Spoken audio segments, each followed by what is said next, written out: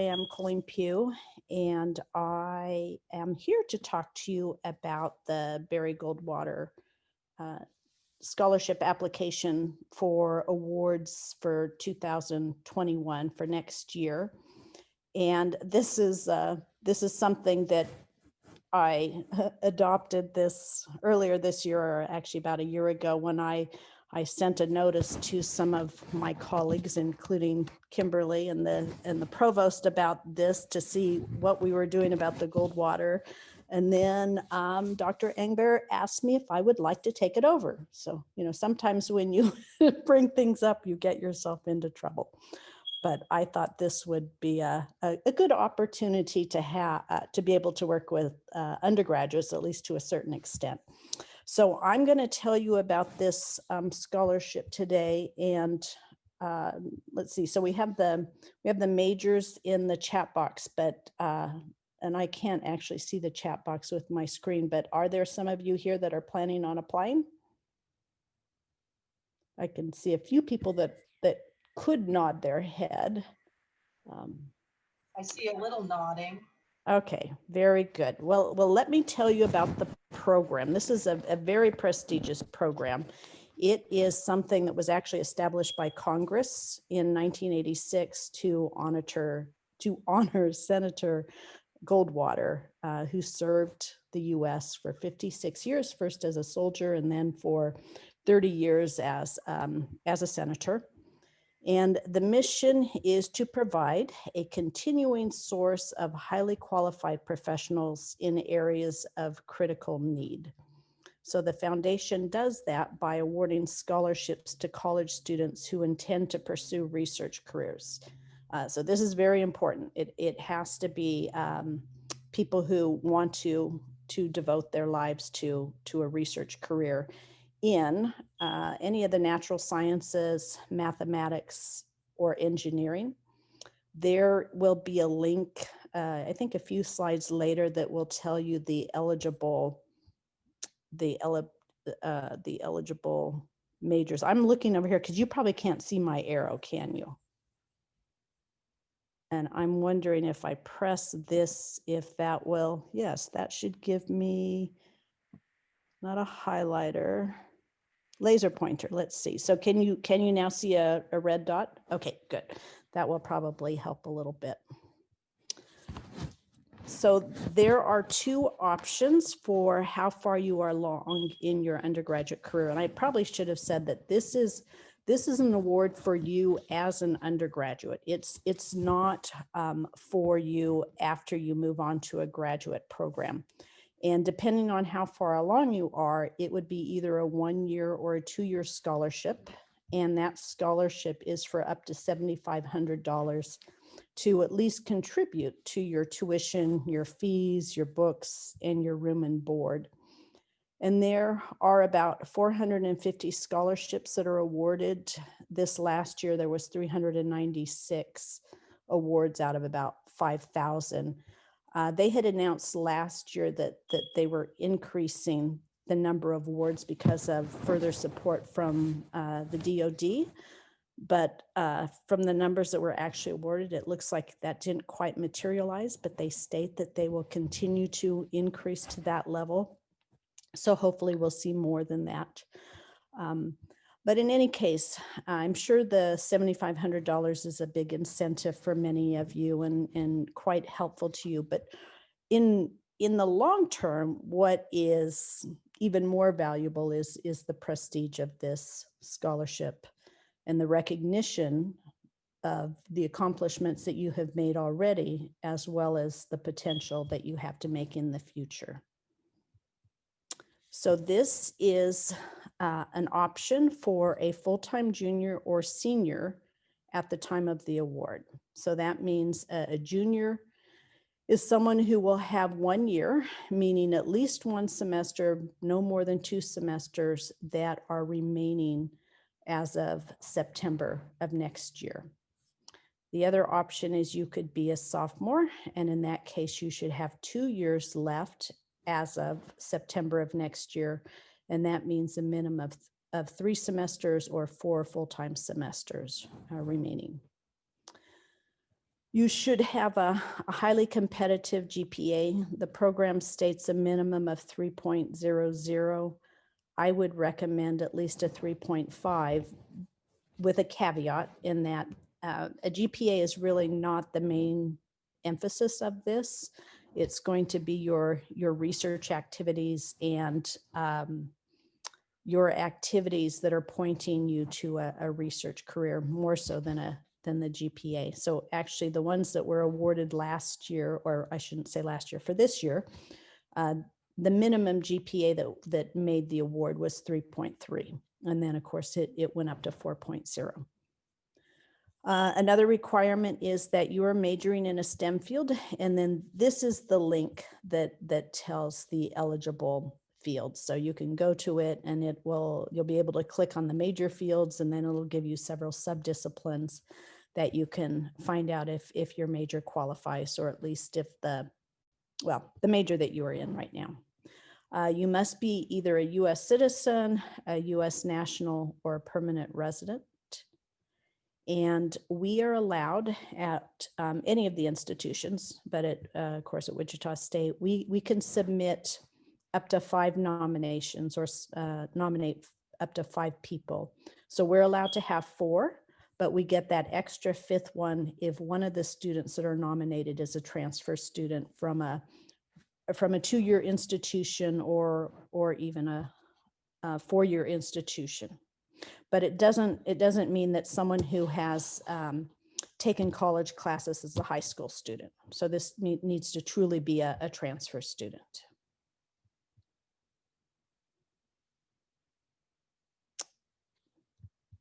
Yes, I needed to make sure I actually advanced this slide.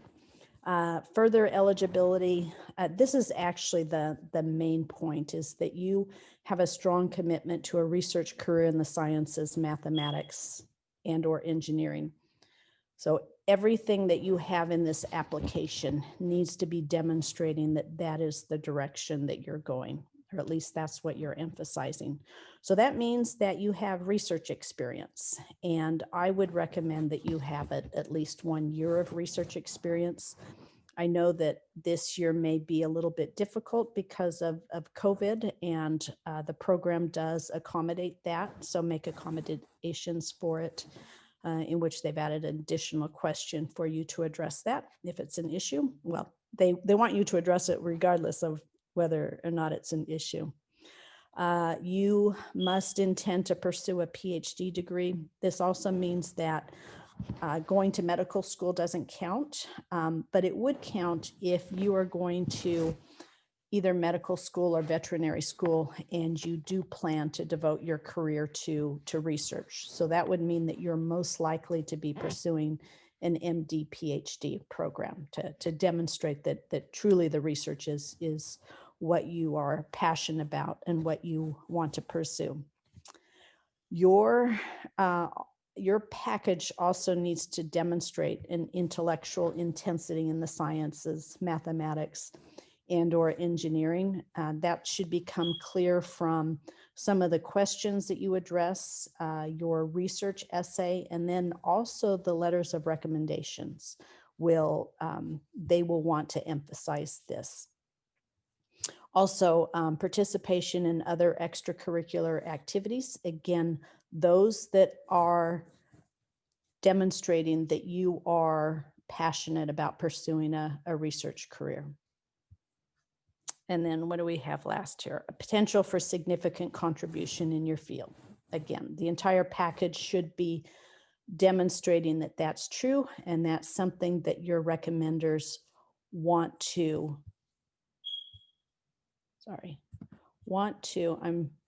see someone's trying to admit, and I can't do it with my laser pointer, but okay, there, we got it.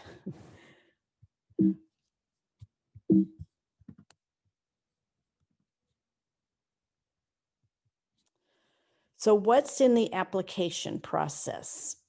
There are a series of questions. You'll of course have to provide your personal information.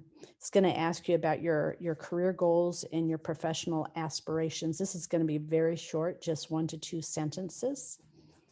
But as far as the professional aspiration, you'll elaborate on that further, but you need to describe how your current academic program in your overall educational plans will assist in achieving this goal that you described in 1 to 2 sentences. It's going to ask you about motivation, and there you will describe an activity or an experience that has been important in clarifying or strengthening your motivation to pursue this research career in some sort of STEM field. And then it's going to ask you about your activities, and you're going to want to provide those that are participation in research or some other activity that is associated with your interest in STEM or a similar area. And then this is the new question this year is, how did COVID-19 affect your research career plans? And that's something that I will have to address with each of you also in the nomination process. So we have 2 questions regarding COVID-19, one addressed by the applicant and one addressed by the nominator. So a series of other supporting documents and information. I guess I tried to move personal information over here and forgot to erase it on the previous slide. You'll provide your college transcripts. So any college that you have attended will need to be provided. We can get them ourselves for WSU, but previous institutions, you will need to get that to us. There will be 3 recommendation letters, and it will ask you about research projects. This is, again, something new this year. This used to be called research activities, but what they want you to do is to really address a project that you have participated in rather than a series of activities that helped you develop skills. So they want to see more of an intellectual development beyond the skills that you've obtained. Again, other activities, it's going to ask you about awards, honors, and scholarships. You'll provide the recommenders information so that only those people are the ones that will be allowed to have a letter submitted. And then probably most importantly, this research essay, which is a 3-page document. So deadlines, I'm asking you to let me know by November 23rd if you intend to apply. And then by December 21st, I would like to see the first draft of your research essay. So I provided, again, my email address here for you to send it to. And then I'd like to see by January 18, the letters from your recommenders. And the reason for that, we're shooting for this January 29th for your entire package to be submitted. But I'd like to see the recommendation letters so that I can see if they're addressing the things that Goldwater Foundation wants to see. So they sometimes, they don't provide the same sort of information. And of course, if they emphasize that you're going to medical school, that will be the kiss of death. So we'd like to make sure that the things that are important are listed in that or described in that. And then January 22nd, to make sure that any of your non-WSU transcripts are in place, and those you'll send to my assistant, Carol McCall, and she will get them uploaded or given to me to upload. So again, this is the big deadline that we're shooting for. January 29th at 5 p.m. Central Time is our deadline. And then March 26th, the last Friday in March, the scholars will be announced. So let's go into a little more detail in some of these components of the application. First of all, the research essay. This slide is just giving you essentially the formatting that's required. It's a 3-page maximum, single-spaced, 1-inch margins on all sides. It can be either in a single or a double column format. The font needs to be at least 12-point Arial, although the figure captions can be less than that. It can be at least 10-point Arial. And this 3-page limit includes everything. So it includes your bibliography, it includes your graphics, as well as your text. And to get more advice on the essay, here is a link to that. But you want to make sure that this essay describes either your current or your prior research experience, especially the research experience. So you need to demonstrate a base knowledge of your field, or at least of the research topic, by including a description of the issue or problem that your research project is addressing. So explain the relevance of the problem to the field as well as to science in general. You'll want to discuss your methodology. You'll want to discuss your research results and also provide an interpretation of those research results, which could lead you to describing future work that you either think should be done or that you believe still needs to be done.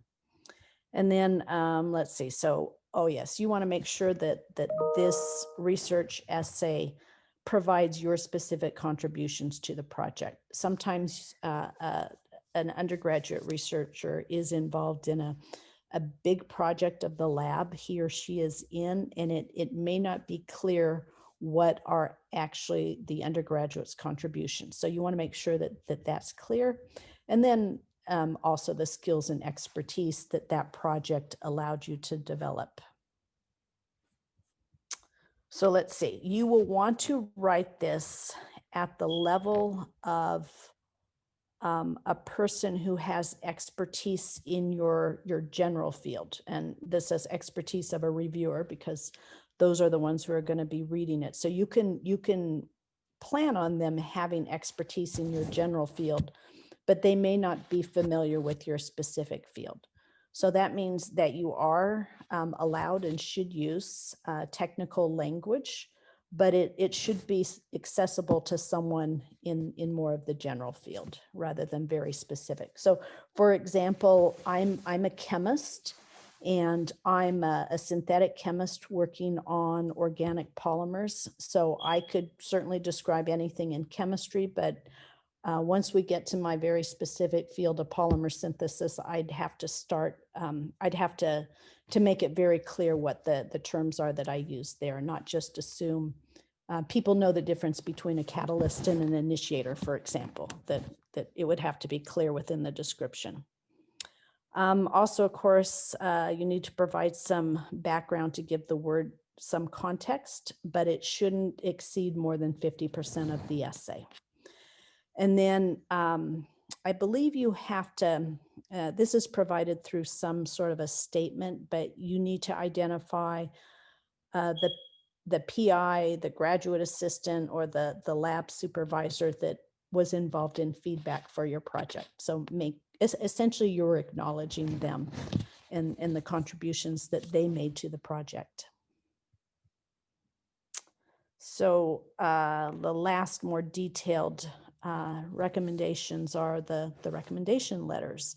You need to choose faculties or mentors who, faculty or mentors who understand your desire and passion to pursue a research career and will write about that.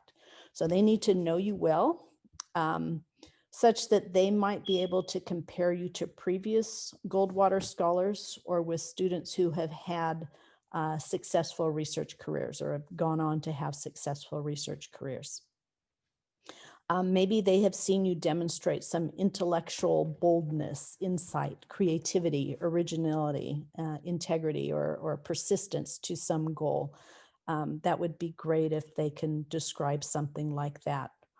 Or it could be someone who has had you in a class where your performance really stood out from the others in the class, especially if this is a class that's important to the research goals that you've described. And then as far as the evaluation process goes, there is equal weight applied to 4 different areas. So first of all, the academic achievement, that's going to be evaluated using your coursework, your grades, the level of difficulty of those courses, awards that you've received, scholarships, and any special programs that you've participated in. Second component is the progress you have made toward your research goals and demonstration of your potential. So that's going to come through from your research activities. and progressing levels of challenge and becoming more independent, as well as your career goals and the opportunities that you've had to learn, share, collaborate. This will especially be obvious if you have given presentations at conferences, or you've published any of your work. That of course really is impressive. It doesn't mean you have to, but any opportunity you have to share. It could even be that you presented your research to a club on campus or a class that you're taking. And then 25% of your evaluation will be based on your research essay, thinking about your technical content, the bibliography. The reviewers are also asked to take organization and even grammar into account. So be careful with your writing style.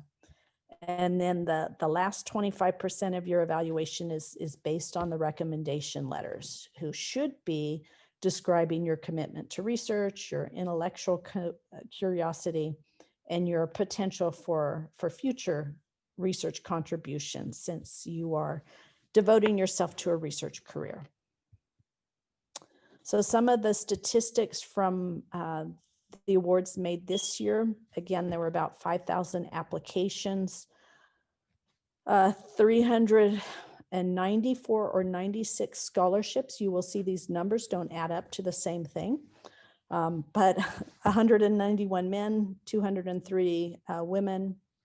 Of the awardees, 50 were in the math or computer science, 287 were in the natural sciences, and 59 were majoring in engineering. And I already told you this, they had GPAs anywhere from 3.3 to 4.0. So just a few words of advice. Start early. It's you could have, of course, started long ago, but now is early enough.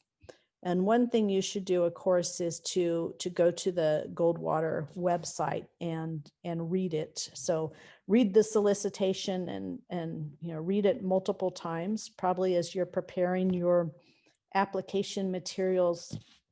There are things you need to go back to, but this is always going to be true when we apply for a research grant or a research award. Is one of the sure ways of getting yourself eliminated is to not follow directions.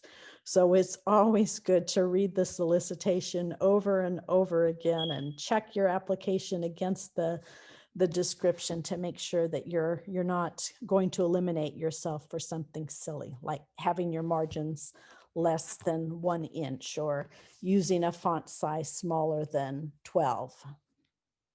Also, it's really helpful if you're early enough that you could ask your peers or your mentors to comment on the drafts of your essay.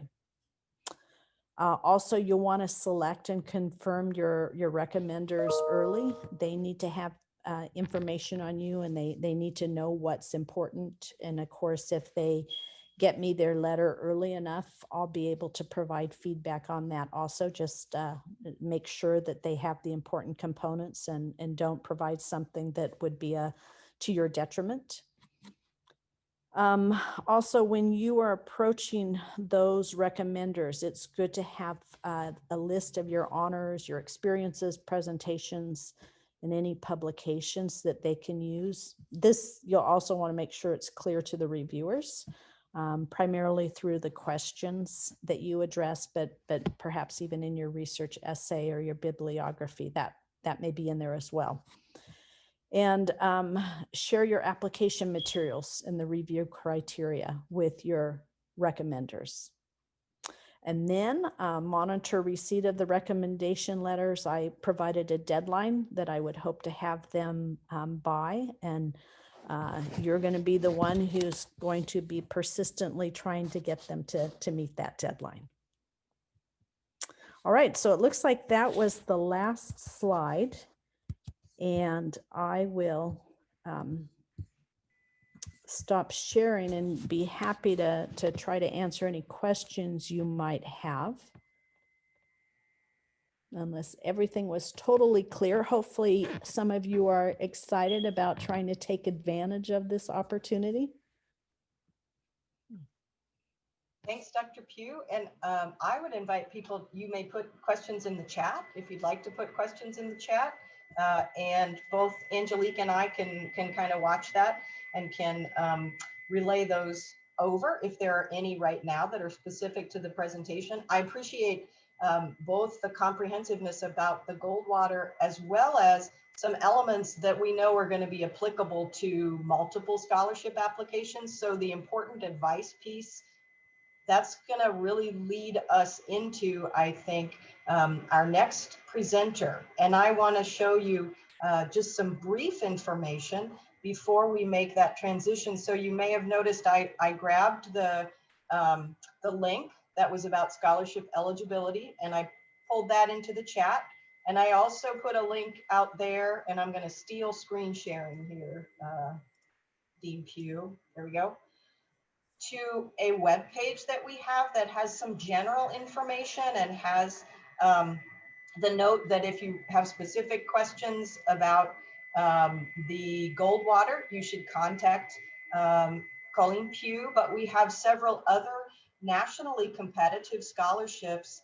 And if you're curious about some of these, particularly for those of you who are in, for example, political science or in languages, there are multiple scholarships out there. This is very brief information, but you can find more information by following any of these links, and you're welcome to reach out to us in honors if you want to have a conversation about any of these. And some of these are also open to current juniors and current sophomore students. So it really varies. So I just draw your attention to that. And now I'm delighted to welcome our Assistant Dean of the Graduate School, Aaron Coffey, and he's going to talk about, I think, personal statements, which again apply to multiple kinds of applications. And I am happy to turn it over to you, Aaron.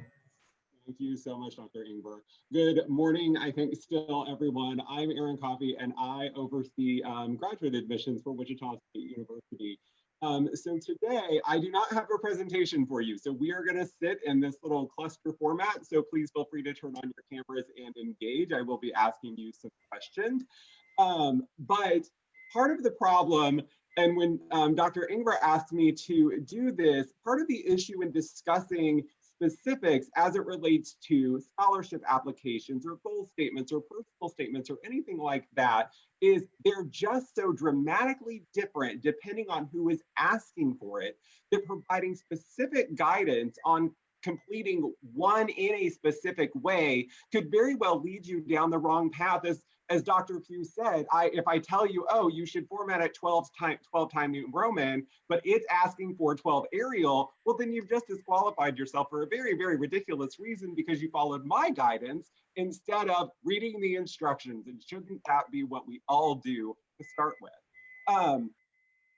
So I am going to have a couple activities during this, one's short, one's a little bit longer. I will ask you to share. If you're not comfortable turning your camera on and sharing, please feel free to drop that in the chat box. I'll try and have that open and following along. But first I wanted to cover, what might you need to write for as you're looking at, future scholarship opportunities or future graduate school prospects. There are multiple types of things you could be asked for, even in our own applications at Wichita State. There are multiple ways to call one thing, which is basically a personal narrative on a specific topic that you've been asked to write. This could be for a scholarship, as Dr. Pugh outlined. The Goldwater Scholarship is very unique in that its criteria is very detailed. There is a lot in there. They tell you exactly what they want you to write and then tell you not to limit yourself to that. It's a great example of how instructions can be wonderful. They can also be very vague, and the vagueness tends to come in, especially with graduate school personal statements, when they're more general personal statements. These tend to be for programs where you're not necessarily competing to get a spot. There aren't going to be 500 applicants for 20 spots. It's more, are you a good fit for the program? And so your narrative needs to explain how you would be a good fit for the program, even if it's not a competition for a specific thing. And there are some scholarships like that as well that aren't necessarily competitive scholarships, but you do still have to show that you meet the criteria to get those. There are competitive letters that you have to write, goal statements, research statement, research essays, which are very unique subcategory of personal and goal statements. Where you are writing about something specific. You are trying to tell them a story about what you can do, how you can do it with them, and why you should be the one to do it with them. There's a lot of layered nuance in there, and sometimes you have to do all of that in 500 words or less. It's really fascinating to understand how people review and assess those things, and knowing some stuff like that, what to share and how to share it, which is kind of broadly what I'll be very briefly covering today, since I only have about 10 minutes, is what we want to talk about and consider, because I think that's where a lot of people forget to look into. You read what they want, and then you just kind of start writing, and sometimes you need to take a step back and assess. Dr. Pugh mentioned here your deadline for getting her the research essay, I believe was December 18th or somewhere around there.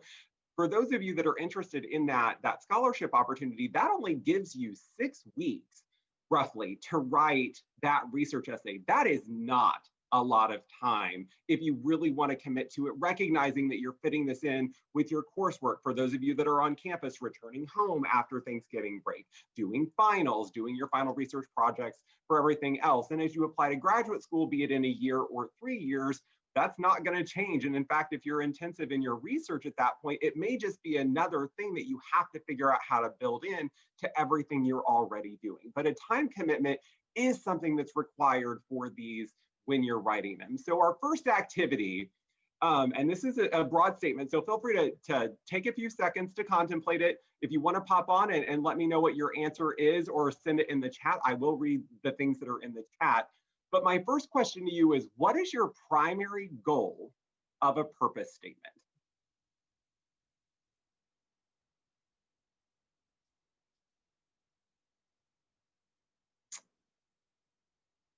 Thank you, Dr. Ingber, for adding that to the chat.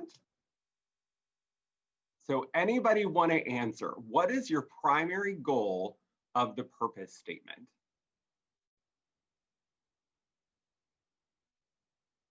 No one, I promise there are no wrong answers, only building answers.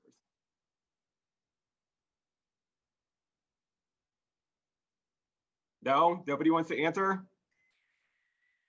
I still see some thinking going on, which I love, by the way. So I'm going to say your name wrong. It's I'm going to say Niall. To tell what you are wanting to do and about yourself. Those are absolutely good things to include in a goal statement or a personal statement. Anybody else? Oh, yay, I said it right. Thank you. Okay, well, as you all think and write down for yourself, I'm going to take a very controversial approach, and I know it's controversial because I've received some pushback on it from faculty before. The primary goal of a purpose statement is to win. Your goal of an application for anything is to be picked. That's why you're applying. That's why you're applying for a scholarship. That's why you're applying for admission. Your goal is to be selected and to be the recipient of whatever you're applying for. Now, that might be one thing. If you're the only winner of a scholarship, it might simply be a place amongst multiple winners. But the primary goal of the purpose statement is to get them to pick you. And that is always important to remember as you're writing it. And I'm going to use an example here. Hopefully this is a shared experience example. We've all interviewed, most of us at this point, interviewed for at least one job. If you think about a goal statement, not necessarily even as the cover letter, because some jobs don't require that, but when you're in the interview, and my least favorite question to ask, but everyone asks it, is tell me a little bit about yourself. That's a terrible question, because honestly, they don't really care. They already have your resume. They already know a little bit about you. What they want to know is, why are you sitting in front of me right now interviewing for this position? What has led you to here? And if I give you the position, what may take you further? And so as you're writing a personal statement, think of that shared experience that they have had as well when they're reading this in, why am I reading this? And what is this going to tell me about this person to make me pick them? Sometimes, as we mentioned before, it's in a very structured way where they've told you exactly what to tell them. And if they do that, please make sure you always tell them exactly what they've asked of you.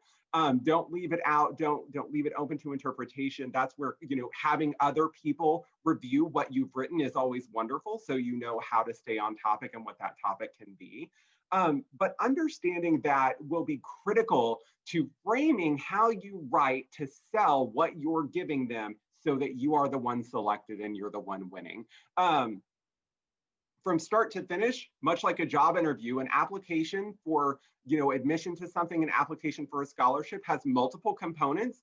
The personal statement is the one that really you get to control the narrative of, because resumes are structured in a very specific way. Applications have very specific questions on them. Recommendations are written by someone else on your behalf.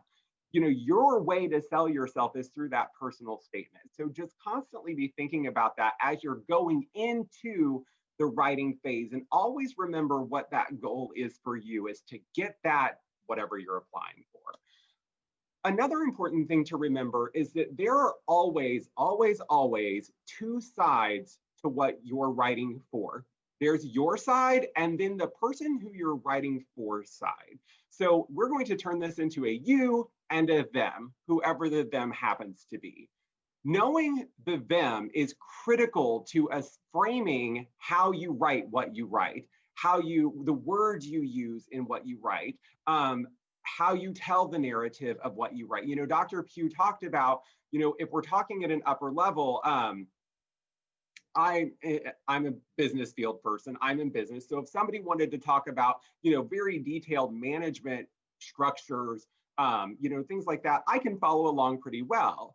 But if they started talking about, I should have said I'm in management, if they started talking about economic stuff and started using very narrow terms to talk about, market volatility or something like that with economic recessions and stuff, I could sort of follow along, but eventually I'd get lost and bored and realize that the person didn't cater their message to what I was looking for. So always keep that in mind. And sometimes you won't know who is going to be reading what you submit. Hopefully you will. And there should always be a contact that you can reach out to see if the instructions are confusing, how to get additional information on that.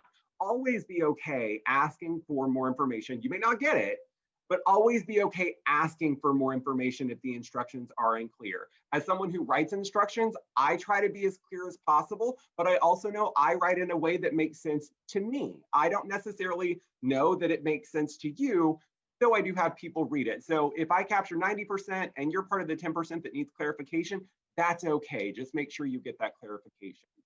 Also, what is their goal in having you write this essay?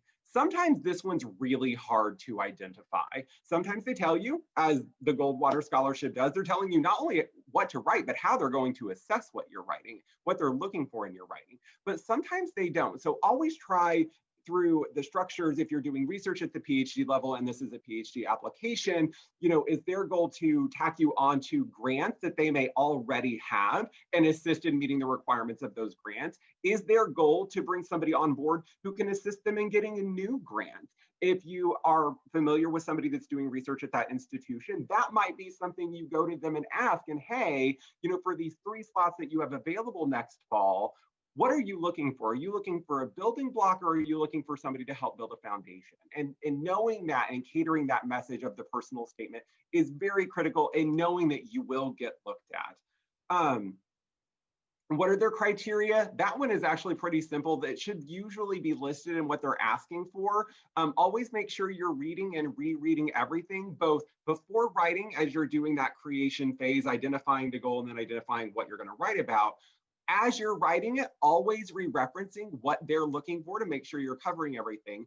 And then at the end, both with you and the person reviewing your information, Give them the instructions too. Your letters of recommender, give them the same structures if they're not provided that your writing sample has to follow, even if they also have their own instructions, so that they can see both what you will be talking about and what they may want to talk about as well, and figuring out how those can be complementary. You know, as Dr. Pugh gave that example, and I've seen this before too, my last job was in a counseling program, and this person, the recommender, it was a great recommendation, but it wasn't for the student to become a counselor. It was for them to become a psychologist, which is a completely different, similar field, but very, very different. One is the doctoral level, one is at the master's level. And so it didn't help the applicant that their recommender didn't know actually how to cater that message. So make sure that you know what criteria they're looking for so that you can cater that message to those criteria. And finally, what exactly are you selling in writing this? And we're going to talk about selling a little bit in a second as it relates to the other side, which is you. But everything that we do, going back to my winning philosophy, that the goal is to win. In order to win, you have to sell yourself to be chosen. And so if you know what they're looking to be sold, you know, if I go to a car lot and I want a truck and they try and sell me a motorcycle, well, that's different. I'm not going to buy the motorcycle because I want the truck. And the same is true of this stuff. Know what they're looking for before you start writing. So the second half of them and you is you. You are important in this entire process since you are the one that will be picked. Identify your story. What are you writing for? What are you going to try and say? What's the story that you're telling? It should be an interesting story. It can be personal. It cannot be personal. It really just kind of depends on the field that you're going into. If you're going into, you know, history, understanding why you want to deep dive into this research is one thing. If you're going into aerospace engineering, those particular set of faculty may be less interested in your personal story and much more interested in what you are going to be able to do when you get there. So just understand the two competing interests there, but so that you can tell your story in the best way possible. Most important, super critical, how is it relevant to what you're writing for? I've seen many, many personal statements. Dr. Ingber may have reviewed some personal statements for scholarships where somewhere in the narrative, the writer forgot why they were writing. And that is easy to do if you get very involved in your story, if it's a very personal story. If it's something that you're very excited about, you may go off a little too far into a way that no longer relates back to the reason that you're writing. So make sure that relevance is consistently re-engaged throughout the entire writing process so that you're always, as you're writing the statements, telling the reader why what you're telling them is relevant and why it's important to them picking you. Third is, how is it interesting? This one's hard because you don't know who's going to be reading your personal statements. You likely have not met these people, and some may or may not relate to the field that you're writing in. So make sure that it's interesting. And I think as well, make sure that the way you're writing aligns with the field that you're going into. If some of you may be switching fields, that can be a little bit challenging. So read other things written by people in those fields, maybe their research articles, maybe you're seeking guidance from faculty in those fields, especially if you're going from, you know, what tends to be kind of a more qualitative writing field into a more quantitative writing field. You may not want to put in a lot of numbers or stuff into your writing because as a qualitative person, that's not super critical to you. The story is more important, but perhaps a quantitative person is reading it and they want to see the numbers. And so if you leave one of those things out, you can combine both, but making sure that you're covering who you're writing for, super important. Another really important one, and this one's really easy to do, but really easy to overlook. How is it positive? You can tell a story that's just a story, but the story that you're telling needs to be positive and needs to shine a light on your accomplishments. With the Goldwater Scholarship, you know, you may be talking about a research project that you were just a component of. And as in many classes, when we've been a part of a group project where we were the leader and we know that our earned grade was really, I don't know, 60% my earned grade that other people got to share with me. I see some grins, so I know that I'm not alone in that experience. This is your chance to highlight your 60% of the contribution. You don't want to run over the other contributions because those were important. But understanding how to highlight your contribution, big or small, is critical to showing how you are both an individual and a team player in whatever the goal is. So make sure that you can positively highlight your contributions while you're kind of not downplaying, but just simply not commenting much on other people's contributions. That's more in a shared capacity. But some of us like to be hard on ourselves. We don't like to play up how successful we have been. I'm not sure why. We all have great successes. Talk positively about yourself. Read it, have multiple other people read it and say, did this capture my excitement or my enthusiasm or my success adequately? Can you tell how important this was to me in reading this? And they'll give you an honest answer, yes or no, because you do want that to come through. And that relates to my final point, which is how are you selling you? Part of the things that get lost in these narratives is that you start talking about a topic and suddenly the paper becomes a lot about the topic, which is fine, except it's a personal narrative or a personal goal statement, which means that it needs to be about you. So while I could go on and on and on and on and on about a specific topic, if I forget at some point to start relating that back to how I have been advancing that topic forward, how that topic interests me specifically, how that topic excites me, and also how I will take that topic and move it forward with whomever I'm writing to, that's a very easy way to kind of lose the story or lose the narrative of the personal statement or the goal statement for a scholarship or anything else that you're writing. You know, with this Goldwater Scholarship, as Dr. Pugh noted, your goal has to be research, the ongoing goal. Your career profession has to be, or your career goal, professional goal has to be research. If suddenly all you're doing is talking about your current research and you forget to talk about how you want to move it forward, you've lost the you in it. And suddenly it's only about the research and not about the you. So just make sure that you're remembering that you need to sell you in the statement. And this kind of relates back to your recommenders as well. When talking with your recommenders, remind them, nicely, of course, that they're not just talking about what work they've done with you, but also the potential they see in you to continue doing and furthering that work as well. So we're talking about the now and the future. The past has happened, you're talking about that a little bit, but really the now and the future. So keep those in mind. So with all of that in mind, our final activity, and you guys can write this down yourself, it is a little bit of a longer one. So Dr. Ingber, if we need to cut off, that's okay. I can just leave it to them as a final thing, is what I like to call convince me to read the rest.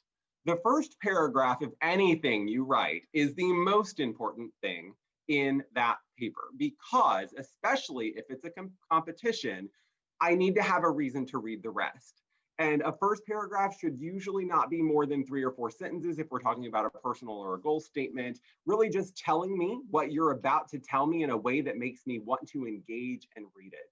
So we can do it now. I'm happy to see a couple examples after a minute or two.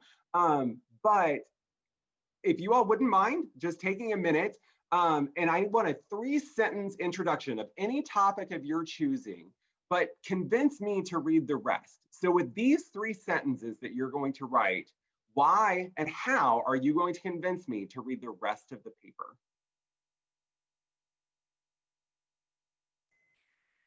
So thanks, Erin. And I would invite people to engage this. And I also want to elevate a question that was in the chat so we don't lose it. That was for Dr. Pugh. And this question is, it seems like we would need to be conducting our own research in order to have a good shot at the Goldwater. Is this true? Or is reviewing research done by others and hypothesizing our own concept just as powerful? Okay. Yeah, I just noticed that question. And Yeah. I'd say I have two answers to that. One is you don't have to be doing your own research, in the sense that I know that when you first start working on a research project, it doesn't feel like it's yours. It feels like it's your faculty mentor or the graduate student who's helping you. But what we are looking for is for you to take ownership of that project so that we can keep stepping back and it becomes yours. And so you should do that. that means that you become invested in that project. You care about whether or not it's successful or not. You think of different ways you should do it if you're having a failure. You tell your mentors that you think another important question to be asked is this, and just, you know, make it your own, and eventually those other people will go away, not go away totally, but you know, they'll back off and they'll watch you instead of making sure you're doing everything they want you to do. And that's the way research works. But of course, now we are in an unusual situation where here, I think we limited undergraduate research over the summer, but I think that it's pretty much open now. Other institutions aren't allowing any undergraduate research right now. And so in that case, it could be the literature aspect that you're looking at. And I know that whenever I read research papers, I always get ideas and writing down possibilities of things to do. So that is another way that you could define a research project or plan a research project. And they're going to see a lot of those types of research descriptions in the applications this year. And Did that answer the question? Or I was actually just going to emphasize, Colleen, that if a student is interested in the scholarship, they can reach out to you. So they're going to indicate their interest to you, but you also will help guide them through the process. So sure, you are their resource as well. Thank so you. If the student wants to follow up on that question and really ask more specifically about that particular field, then right. I want to encourage them to reach out to you, if that's okay. Yep. So certainly we can discuss beforehand how you think you'll approach that essay. And I can give you some guidance on that. I also really like that it really echoed what Erin was saying, which is, how are you influencing the direction of the research so that you're thinking about the you, right? And what is your story? I wonder, we have a couple of minutes, so we can take an additional question, or we can take up the challenge from Erin. If anybody has a great first sentence or two that they would be willing to share, I would be very curious. And at some point, I want to add a few things to what Erin said from the side of someone who is looking at these applications in a department. Erin looks at them from the admissions office of the graduate school standpoint. But going into the actual department you're applying, I think that both Kimberly and I can offer some insights in two very different areas. Yeah, Olivia. Sorry, I just wanted to ask a question. So I'm currently working on my law school personal statement, which is obviously one of the largest parts of your law school application. And I'm telling a narrative in mine. So I'm starting by, I'm telling a story, and then I end the story with, and this is why, this is the situation that solidified my decision to apply to law school and convinced me that I would be good at this. So for my first paragraph, I basically set up the story as opposed to telling them what I'm going to tell them in the end. Is that a good thing, or should I change my format so that my first paragraph, isn't necessarily starting off my story, but is basically saying, like, this is the situation that solidified my decision? Like, should I change that order? So Aaron may have a slightly different answer, and this kind of speaks to his point that you should have multiple people read it. From my perspective as a person in English, what I would expect to see is, I would love it if you start with a narrative. And so law school text-based field is not going to hurt you to start with a narrative. I would expect you to give me a little bit of a teaser at the end of that first paragraph that's going to point me to the nugget that you want me to remember, and then to pick it up. So don't just float me. What is it? What's your hook? What is it that you want to lodge in my brain that will carry me through? That would be my answer from my reading experience. Erin, did you want to add? I agree, Dr. Ingber. One of the things I say with these statements, and what your first paragraph should set up adequately. So when I'm reading the rest of the paper, I should not have a big aha moment. Oh, here's where now they're finally telling me why. That shouldn't happen in a personal statement or a goal statement, because that means you held it back and expected me to get that far to read it. So while good moments captivating your aha are good, you should preface that is going to happen somewhere. So yeah, as Dr. Ingber said, the nugget is good. Giving me a little bit of a nugget of so I can know what to expect as I'm reading it. Always important to ensure that I know what I'm going into when I'm reading it, and it's not just kind of a big surprise the whole way through. That's not necessarily always a good. So we do have, we want to do a drawing to win some swag. And Dr. Pugh wanted to add just a few things from the perspective of a field-specific application. So Dr. Yeah, thanks. So I would also always personalize the statement for the institution and the department that you are applying to. You're probably not just applying to one. And it's really annoying if, say, I'm at Wichita State University and you write that you are really excited to start graduate school at Oklahoma State, right? Make sure you have the right institution.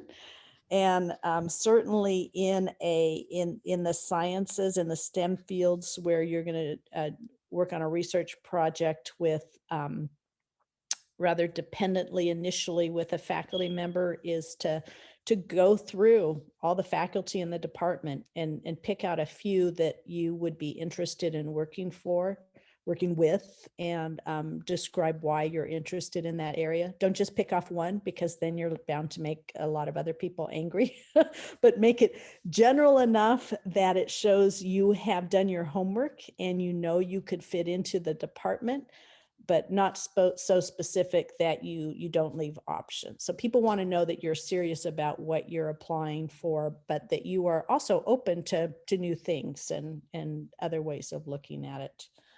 And then I also, Erin, you wanted to comment on that, I think. I did actually, and because it's so important to know, before you apply, please reach out to a faculty member, multiple faculty members, the departments that you're applying to, and see how many, this is especially true for PhDs, how many spots are available in the term that you're applying to. The department may have 4 positions available, but the 1 or 2 faculty that you want to work with aren't taking any new students that next year. They're at capacity with their current PhD students.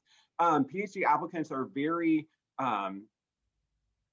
PhD programs are very specific in who they're looking for, and it's not just kind of a free-for-all funding model within those specific units. So before applying, even if it says, oh, the application is open, I'll use Dr. Pugh as an example, in our chemistry department for a PhD student, well, maybe Dr. Pugh, who is a chemistry faculty member at WSU, maybe she's not taking on any new students next fall. So if you're applying with the intent of studying with Dr. Pugh, and you haven't reached out to her to see if she's even taking anybody, you may have just spent a lot of your time applying to something that you never had a chance of getting admitted into.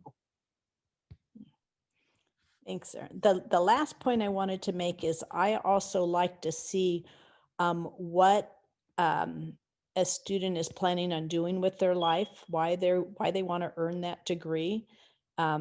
And in my field, for example, I hate when a student says, well, I want to earn a PhD in chemistry so I can get a job in industry, academia, or the government. And it's kind of like, well, yeah, sure, those are your 3 options for the most part, unless you go non-traditional. But we want to see that you have really thought seriously, that you're not superficial, that you think deeply about something, and that you also have an idea that depending on which of those areas you want to go into, your graduate career will be a little bit different. So for example, if you want to work in academia, you would probably want to be mentoring junior students, someone who's not as far along as you, or an undergraduate. Or if you're going into industry, maybe you want to take classes on intellectual property to show that you understand that filing patents are important. But just to show a maturity of thought and the willingness to do some homework. Okay, that's all I had. Thanks to you both. This was great information, and we will have a recording of this. So for those of you who did go through this and you want to watch it again, or if you want to let your friends and colleagues know,